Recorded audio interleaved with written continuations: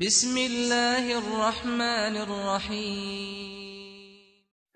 السلام عليكم ورحمة الله وبركاته. إن الحمد لله نحمده ونستعينه ونستغفره ونعوذ بالله من شرور أنفسنا ومن سيئات أعمالنا. من يهده الله فلا مضل له ومن يضلل فلا هادي له. وأشهد أن لا إله إلا الله وحده لا شريك له وأشهد أن محمدا عبده ورسوله. اللهم صل على محمد وعلى آله وأصحابه أجمعين. أما بعد. معزز دوستو اسلامی بھائیو، آج اللہ رب العزت نے مجھ ناچیز کو جس موضوع کے اوپر گفتگو کرنے کا شرف بخشا ہے وہ میرا موضوع ہے توحید کیا ہے، کیا مسلمان بھی شرک کر سکتے ہیں؟ اللہ رب العزت سے دعا ہے کہ رب ذوالجلال مجھے اس موضوع کا حق ادا کرنے کی توفیق عطا فرمائے اور میرے سمیت میرے تمام مسلمان بھائیوں اور اسلامی بہنوں کو حق پر ایمان رکھنے کی اور عمل کرنے کی توفیق عطا فرمائے، آمین یا رب العالمین۔ معزز دوستو اسلامی بھائیوں، توحید کی اہمیت اور فضیلت کے بارے میں یہ کہنا چاہوں گا کہ توحید اسلام کی جان ہے، اسلام کی روح ہے۔ توحید ہی کے لیے اللہ رب العزت نے اس کائنات کو پیدا فرمایا ہے، جیسا کہ سورۃ ذاریات آیت نمبر 56 میں ارشاد فرمایا، وَمَا خَلَقْتُ الْجِنَّ وَالْإِنسَ إِلَّا لِيَعْبُدُونَ، اور نہیں پیدا کیا میں نے جنوں اور انسانوں کو مگر اس لیے کہ وہ میری ہی عبادت کریں۔ یعنی ہماری تخلیق کا مقصد کیا ہے کہ ہم فقط اللہ رب العزت ہی کی عبادت کریں خالصاً۔ توحید ہی کی وجہ سے یہ آسمان اور زمین قائم ہیں۔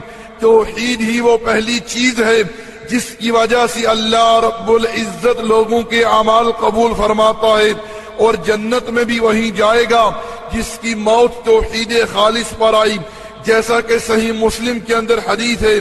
اللہ کے رسول صلی اللہ علیہ وسلم نے ارشاد فرمایا، من مات وهو يعلم انه لا الہ الا اللہ دخل الجنہ، کہ جو شخص اس حال میں مرا کہ اسے لا الہ الا اللہ کا علم ہو تو وہ جنت میں جائے گا۔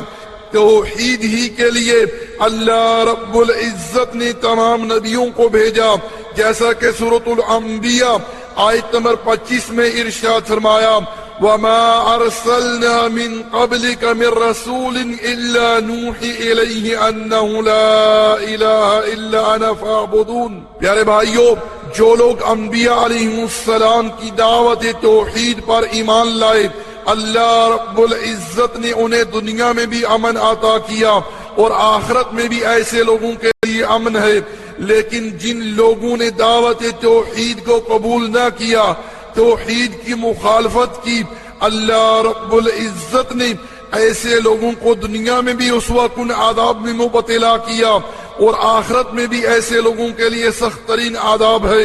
پیارے بھائیو، اگر آپ لوگ دیکھیں ایک انسان کتنی ہی نمازیں پڑھتا ہے، بڑی وہ زکوٰۃ دیتا ہے، بڑے وہ روزے رکھتا ہے، بڑے ہی اس نے اللہ رب العزت کے گھر کے حج کیے ہیں، بڑی وہ دین کی تبلیغ کرتا ہے، بڑا ہی وہ اللہ رب العزت کا ذکر کرتا ہے، بڑی ہی وہ قرآن کریم کی تلاوت کرتا ہے، اگر اس کے پاس توحید خالص نہیں ہے، عقیدہ توحید اس کا صحیح نہیں ہے، عقیدے میں شرک پایا جاتا ہے، رب کعبہ کی قسم ہے اللہ رب العزت ایسے انسان کا کوئی عمل بھی قبول نہیں فرماتا، جیسا کہ اللہ رب العزت نے سورۃ الزمر آیت نمبر 65 کے اندر ارشاد فرمایا، لَإِنْ أَشْرَكْتَ لَيَحْبَطَنَّ عَمَلُكَ وَلَتَكُونَنَّ مِنَ الْخَاسِرِينَ۔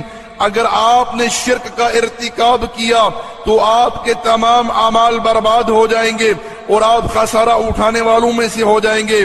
اس لیے میرے بھائیوں، تمام مسلمانوں کے اوپر یہ بات فرض ہے کہ انہیں توحید خالص کا علم ہو، جیسا کہ اللہ رب العزت نے سورۃ محمد آیت نمبر 19 کے اندر ارشاد فرمایا، فَاعْلَمْ أَنَّهُ لَا إِلَهَ إِلَّا اللَّهِ، جان لو، علم حاصل کرو کہ نہیں ہے کوئی معبود برحق ماں سوا اللہ کے